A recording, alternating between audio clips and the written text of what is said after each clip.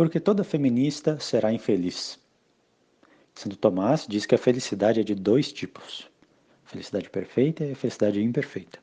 A felicidade perfeita só será alcançada no céu. De dois modos, porém, podemos ser felizes aqui na terra. Primeiro, pela vida contemplativa, que significa a oração, a consideração da verdade, contemplar a Deus. E o segundo tipo é de uma vida moralmente virtuosa. A virtude é um bom hábito repetidas vezes. Então a virtude aperfeiçoa as faculdades humanas. Deus criou essas faculdades para funcionarem de formas muito específicas. E a isso nós chamamos de inclinação natural. Essas inclinações naturais são sempre para o bem. E o conjunto dessas inclinações naturais chama-se lei natural. Então nós podemos saber qual é a vontade de Deus. Nós podemos saber o que nos fará feliz apenas olhando para como Deus nos criou. Homens e mulheres, isso não é difícil. Homens e mulheres foram criados de formas diferentes. Podemos ver isso biologicamente, emocionalmente, é fácil perceber. E isso foi por intenção divina, não foi fruto do acaso. Vou dar um exemplo simples. As mulheres conseguem prestar atenção em várias coisas ao mesmo tempo, mas isso de uma forma mais superficial.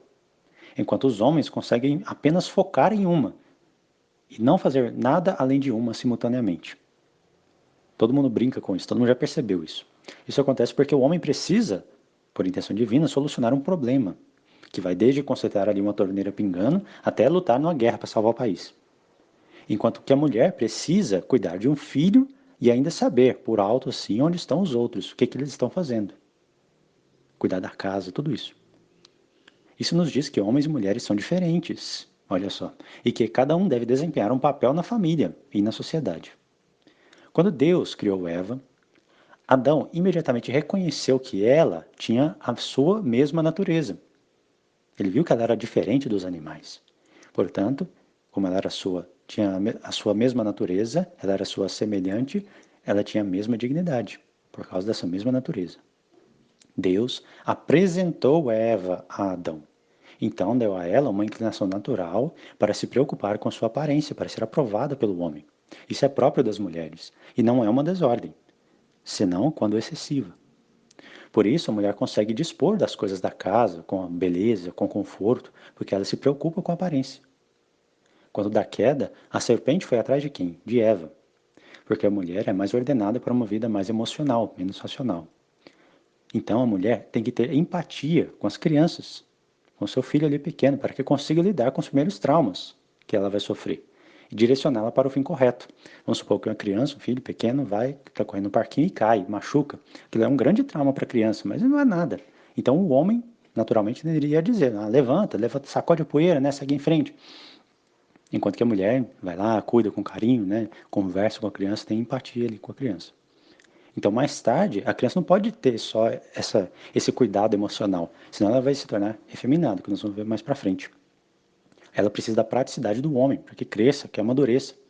A punição, então, é de acordo com o crime. Quando Eva pecou, a punição para ela foi a desordem nessa vida emocional. Por isso, uma mulher virtuosa tem uma vida emocional estável, em ordem. E é difícil de encontrar, né? Mas uma mulher sem virtude usa suas emoções para manipular o marido, para manipular o homem. Eva deveria ter levado a maçã que lhe foi oferecida para o seu marido e perguntado para ele o que deveria fazer. Mas, como ela não fez isso, punição é de acordo com o crime. Então, até o fim dos tempos, a mulher tem essa vontade de querer não se submeter ao seu marido, e o feminismo explora isso bastante. Adão, por sua vez, deveria ter feito o que era correto, e não procurado ali uma falsa paz com a sua esposa. A punição é de acordo com o crime. A punição é ter dificuldade de tomar a liderança no relacionamento, para manter a sua autoridade. E no fim ele acaba ficando efeminado. Santo Tomás de Aquino define que o vício da efeminidade é uma falta de vontade de abandonar o prazeroso para fazer o que é árduo, ou seja, um bem difícil. Ele quer ficar ali no seu prazer, no seu conforto e não fazer o que é difícil, o que é árduo. Nós vemos isso, por exemplo, o homem é o estereótipo, né? Chega em casa depois do trabalho e senta ali no sofá para assistir televisão. Ele não quer fazer o que é difícil, que ele dá ali com a sua esposa, mas fica no prazeroso. Então hoje vemos claramente que os homens são efeminados, só deixam as mulheres liderarem porque não querem perseguir o que é árduo, e não querem fazer o seu papel. O avanço do feminismo e a destruição da família tem que cair na conta, então, principalmente dos homens, porque eles devem exercer a sua autoridade. Ah, mas tem homem que abusa da autoridade. Bom, é o que nosso Senhor diz. Todo aquele que exerce autoridade deve ter o cuidado de não abusar dela. Ele tem que prestar contas rigorosas no julgamento final. Se a mulher não for submissa, portanto, como São Paulo ordenou, ela não será feliz. É simples assim. As crianças também têm o direito de serem criadas por um pai e por uma mãe. As mulheres não foram feitas para trabalhar fora. Essa foi a pena do Adão, né? Então, com o suor do seu rosto você vai colher o fruto do seu trabalho. Elas não deveriam trabalhar fora. Se houver uma razão suficiente, portanto, acontece, né? É necessário. Mas se não houver essa razão suficiente para elas trabalharem, é um pecado negligenciar a ocupação dela, a inclinação natural dela, o que ela deveria fazer em casa. Em certos casos, as mulheres precisam trabalhar fora. Talvez a renda familiar ali vai deixar os filhos na inanição, vão perder a casa, né? Talvez porque o marido abandonou, ela vira mãe solteira. Então ela tem que trabalhar, ninguém está questionando isso. E isso vale apenas até a maioridade dos filhos, hein? Depois que o homem ele faz o homem, a mulher faz 18 anos ali, ele é a sua própria pessoa, né? Então, por exemplo, a mulher não tem que trabalhar fora para pagar a faculdade do filho, isso é um absurdo. Enquanto negligencia as outras crianças, né? Os pais podem sim pagar a faculdade dos filhos, mas isso é uma gratuidade. Depois que o filho alcança a maioridade, ele é a sua própria pessoa, ele é um adulto. O marido, portanto, tem o direito de que a mulher fique em casa para cuidar dos filhos. E a mulher tem o direito de que o homem trabalhe e a sustente. Ela não tem que trabalhar fora, né? Claro que trabalho em casa já não é pouca coisa. São Francisco de Sales dizia que educar as crianças ali é o trabalho mais difícil do mundo. Chesterton dizia que uma mulher pode quebrar ou então ter um impacto muito grande na nação só pelo jeito que ela cria uma criança, né? Que ela educa uma criança. As mulheres, então, têm esse direito de que o homem trabalhe e a sustente. E esse é o único direito que as feministas não reivindicam. E é o que elas deveriam reivindicar. Conselho aos maridos: nunca dê o que sua esposa quer, mas dê o que ela precisa, o que você sabe que vai fazer ela feliz. Às vezes o que ela quer é o que ela precisa, é o que ela vai fazer ela feliz. Então, né? Coincide, mas nem sempre, por causa dessa desordem emocional que ela tem.